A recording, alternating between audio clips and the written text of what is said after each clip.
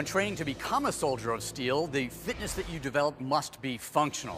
What I do here in the gym has to transfer to the task. This is Rob McDonald. He's been working with us here at the gym for a little over 5 years now. We're going to teach several fundamental and universal movements.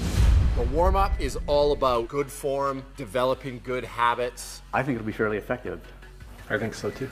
Take a wide stance, toes touching the wall, feet perpendicular to the wall. Attempt to make a squat. Your knees are going to touch the wall. Once they touch the wall, they no longer move. So from that position right there, do whatever you need to with your hands to balance and drop down. I want to pause here, figure out how I can pull myself deeper without losing control. Like you start wide, but as narrow as you can go with maintaining that full range of motion, that's what you want to do. And so eventually you graduate to a normal athletic stance. So just try and drive your chest into the wall so that enforces the arch in the back, which is basically the way that you protect your spine when you're doing squats, when you're deadlifting. Make sure with this, your weight's on your heels, your chest is proud and upright, feet shoulder width apart, and you really work on getting that tailbone back to the wall. And make sure you go till the top of the thigh is parallel to the ground. Don't just barely hit parallel, make sure you break parallel. It's not gonna hurt you if you go a little too low. Just like you were doing with the wall squat. Straight back onto the heels. You should be able to wiggle your toes at the bottom. Remember, the head follows eyes, body follows head. So if you look at the floor slightly down, your body's gonna naturally wanna pitch a little bit forward. Really work at this. Don't just blaze through this. You're not gonna be able to squat properly if you built a bad habit here. We're gonna start with a lighter weight and we're gonna move up to a heavy weight. Whether you use a kettlebell or a dumbbell, it's not gonna matter. It's the same motion. Same rules with the squatting apply. The rule here in terms of graduating to the next weight is if you can do this weight with perfect form, you can then do a 30. But if you can't do that correctly, you have no business going up a weight. Control the descent so that you don't flop down. That tends to be what hurts the knees. So nice, slow, and controlled. There we go.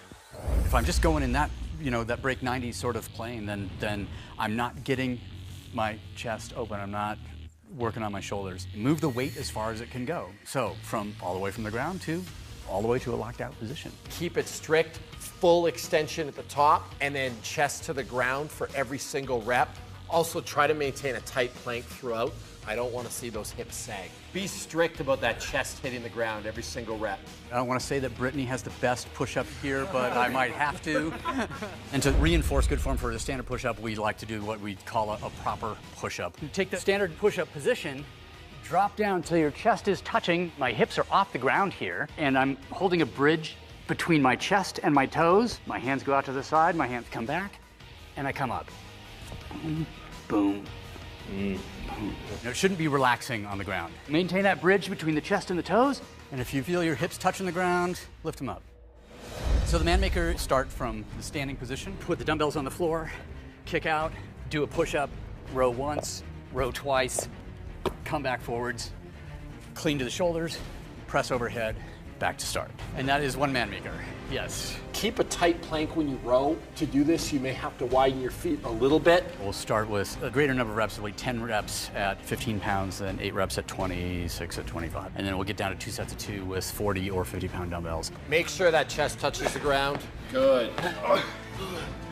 That doesn't count. Use your legs. That's what happened. It was too much upper body.